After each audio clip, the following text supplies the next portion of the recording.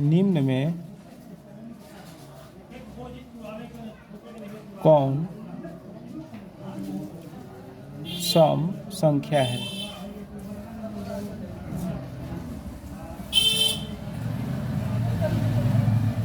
Means what which of the following number is even number? A number, first option A number 132, B number 145, C number 1133, D number 11। अब देखिए, इस संख्या का अंतिम अंक 2 है जो 2 से विभाजित हो जाएगा, अतः यह सम संख्या है। इस संख्या के अंतिम अक्षर 5 है, यह विषम संख्या है, 2 सम संख्या नहीं है। इस संख्या का अंतिम अक्षर 3 है जो 2 से नहीं कटेगा, अतः यह विषम संख्या है। इस संख्या का अंतिम अक्षर 1 है जो 2 से नहीं कटेगा, अतः यह विषम संख्या है। अर्थात आंसर होगा ए नंबर। सेकेंड क्वेश्चन,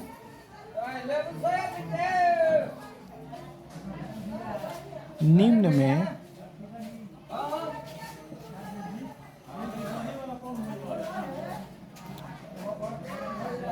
प्राकृत संख्या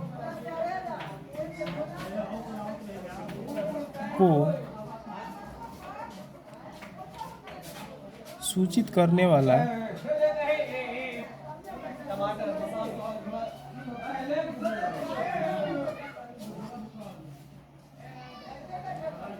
अक्षर क्या है?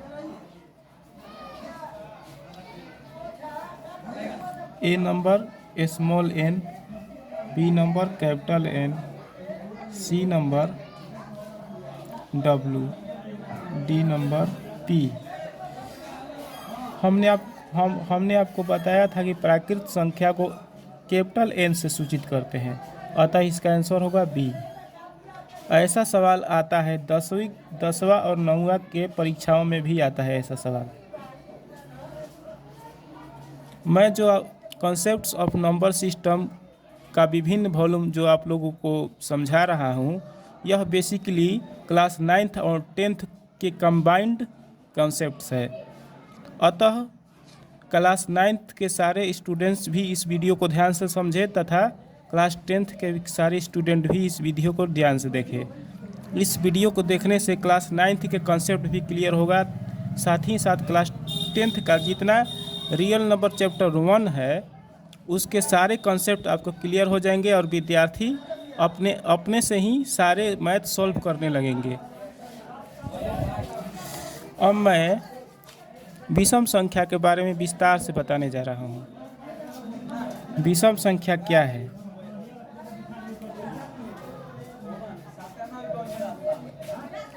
इसको अंग्रेजी में ऑड नंबर कहते हैं।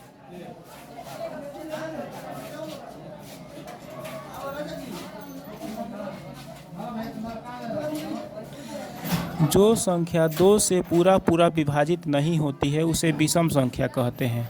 मतलब कि यदि किसी संख्या में 2 से भाग दिया जाए और शेषफल 0 नहीं आए, वैसी संख्या विषम संख्या होती है। जो संख्या 2 से पूरी नहीं कटती है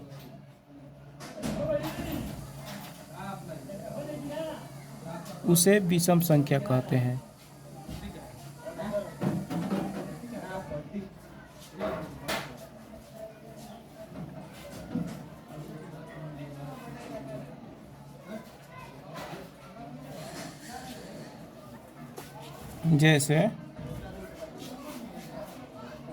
जैसे देखिए 11 को 2 से जब भाग देंगे तो 2 के पहाड़ा कब बार पढ़ेंगे? 5 बार। 2 5 10, घटाएंगे तो 1 आएगा, शेषफल 0 नहीं आएगा, अतः 11 विषम संख्या है। ठीक। अब देखिए 133 का अंतिम विषम संख्या का एक अन्य परिभाषा है कि जिस संख्या के अंतिम अक्षर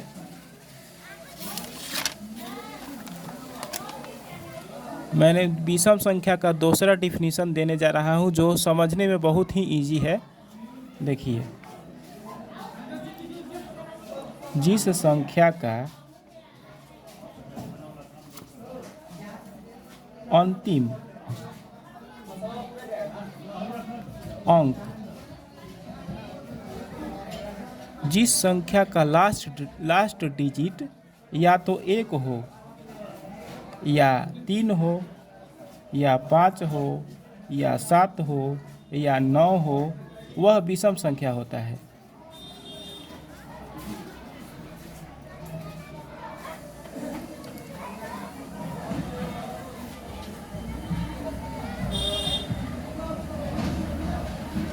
जैसे देखिए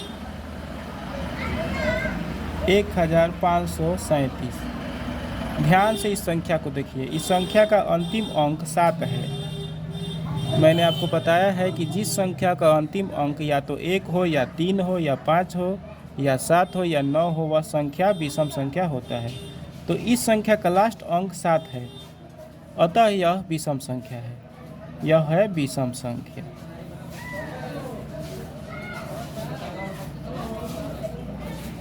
अब इस संख्या को देखिए 131। इसका अंतिम अंक 1 है जो 2 से नहीं कटेगा, अतः यह विषम संख्या है। 138। ध्यान से देखिए, इसका लास्ट अंक 8 है जो 2 से कट जाएगा, अतः यह सम संख्या है, विषम नहीं है।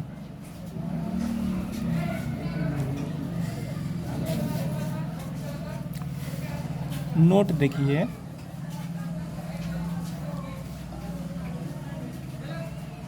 सम संख्या को सामान्यतः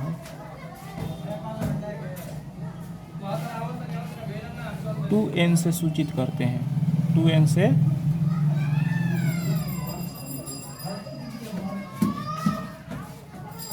जहां n जो है प्राकृत संख्या का सदस्य है। सेकेंड नोट देखिए,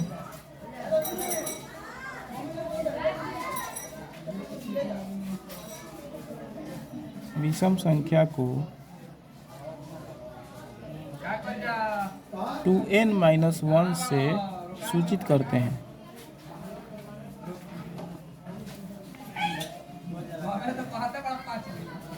जहां n प्राकृत संख्या का सदस्य है।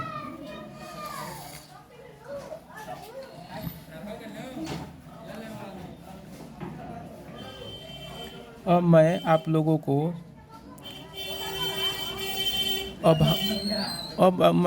को अभाज्य संख्या के बारे में बताने जा रहा हूँ। अभाज्य संख्या क्या है?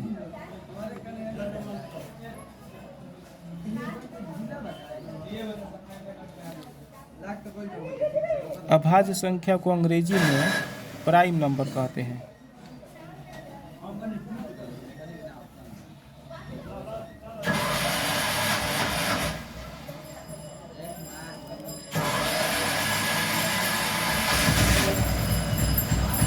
वैसी संख्या जो केवल अपने आप से कटती है उसको अभाज्य संख्या कहते हैं। वैसी संख्या जो केवल और केवल स्वयं से कटती है, केवल और केवल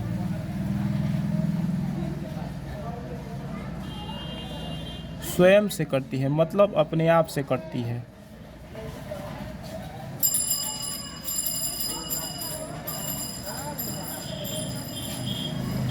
उसे अभाज्य संख्या कहते हैं।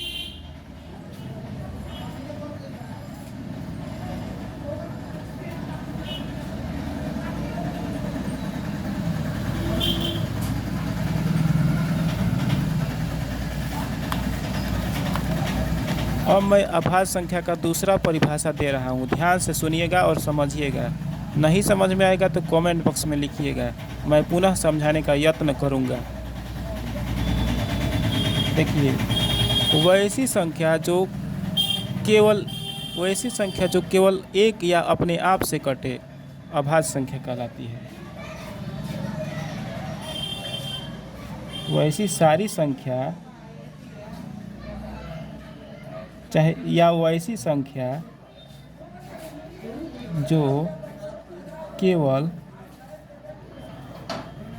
एक या स्वयं से कटे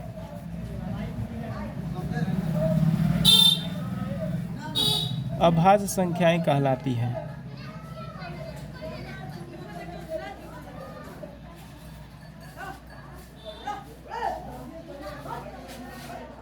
उदाहरण के लिए समझिए, फॉर एग्जाम्पल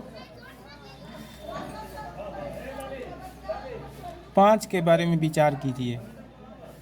5 को कटाइए। 5 किस किस संख्या से कट सकता है? 5 केवल एक से कट सकता है। 5 केवल एक या स्वयं अपने आप से कटेगा। 5 दो ही संख्या से कट सकता है, या तो एक से कटेगा 5 बार में, एक का पहाड़ा 5 बार पढ़िएगा तो 5 आ जाएगा, या केवल 5 से ही कटेगा, माने 5 का पहाड़ा एक बार पढ़िएगा तो 5 आ जाएगा। तो 5 केवल एक या अपने आप से कटता है, अतः 5 अभाज्य संख्या है। 3 के बारे में विचार कीजिए। 3 या तो एक से कटेगा या स्वयं से कटेगा, माने 3 से कटेगा, अतः 3 भी अभाज्य संख्या है। 4 के बारे में विचार कीजिए।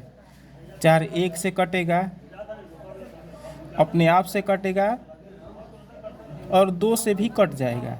देखिए, 4 एक से भी कट जाएगा, अपने आप से भी कट जाएगा और किसी अन्य संख्या से भी कट जाएगा, अतः 4 अभाज्य संख्या नहीं है। क्योंकि 4 एक से भी कट रहा है, अपने आप से भी कट रहा है और किसी दूसरी संख्या से भी कट रहा है, अतः 4 अभाज्य संख्या नहीं है। 3 केवल एक और अपने आप से कट रहा है और किसी संख्या से नहीं कट रहा है, अतः 3 अभाज्य संख्या है। 5 अभाज्य संख्या है। 7 के बारे में विचार कीजिए। 7 केवल एक से कटेगा और अपने आप से कटेगा, अन्य किसी संख्या से नहीं कटेगा, अतः 7 अभाज्य संख्या है। 8 के बारे में विचार कीजिए। क्या 8 अभाज्य संख्या है? सोचिए तो। ठीक सोचा आपने, 7 अभाज्य संख्या नहीं है, क्योंकि 7 एक से भी कट जाएगा, अपने आप से भी कट जाएगा और 2 से भी कट जाएगा। 8 एक से भी कट जाएगा, अपने आप से भी कट जाएगा, 2 से भी कट जाएगा, 4 से भी कट जाएगा, अतः 8 अभाज्य संख्या नहीं है। 2 के बारे में विचार कीजिए। क्या 2 अभाज्य संख्या है? तो हाँ है, क्योंकि 2 एक से कटेगा और अपने आप से कटेगा, मतलब 2 से, अन्य किसी संख्या से नहीं कटेगा, अतः 2 अभाज्य संख्या नहीं, अभाज्य संख्या है। 9 के बारे में विचार कीजिए। 9 एक से कटेगा, स्वयं से कटेगा 9 से और 3 से भी कट जाएगा, अतः 9 जो है अभाज्य संख्या नहीं है। 9 भाज्य संख्या कहलाएगा, अभाज्य नहीं कहलाएगा। अभाज्य उसी को कहेंगे जो केवल एक से कटे या अपने आप से कटे, जैसे कि 7, जैसे कि 3, जैसे कि 5। नोट ध्यान से नोट देखिए, नोट इसके बारे में। 1 न तो भाज्य संख्या है, 1 न तो भाज्य संख्या है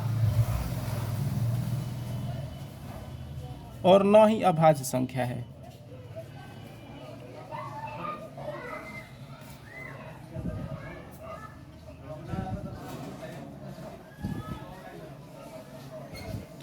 अगर परीक्षा में पूछेगा कि क्या एक अभाज्य संख्या है, तो कहिएगा नहीं, 1 न तो भाज्य संख्या है और न ही अभाज्य संख्या है। ठीक, अब और नोट देखिए इसके बारे में। सबसे छोटी अभाज्य संख्या 2 होती है। 2 सबसे छोटी